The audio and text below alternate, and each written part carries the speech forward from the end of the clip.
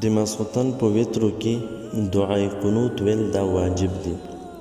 که چانه دعای قنوت سهون پاتې شو نو دې باندې سجده سهو لازم ده، سجده سهو به کوي.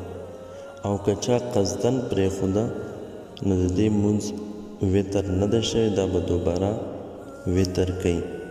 ځکه چې چانه واجب قصدن پاتې شي نو هغه مونځ نه کیږي. که سهون وي، سهون چانه واجب پاتې شي په مونځ کې نو بیا سجده سهو پې لازم ده.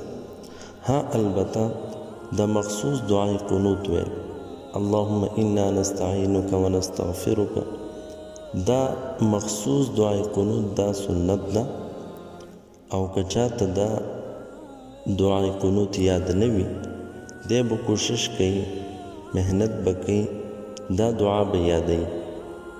البته څومره پورې دا دعای قنوت دا یاد نه وي، دین علاوه بله دعا هم په وترو کې ویلی شي.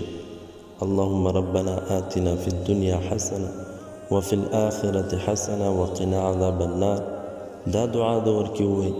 یا دین علاوه رب اغفر لی، رب اغفر لنا، بله کومه یو دعا چې ورته یادوي هغه د په وترو کې ووایي.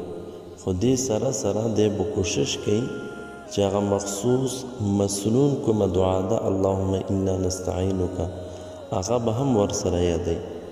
ځکه نورو دعاګانو سره خو به د دې واجب ادا شي خو سنت به ورنه پاتې.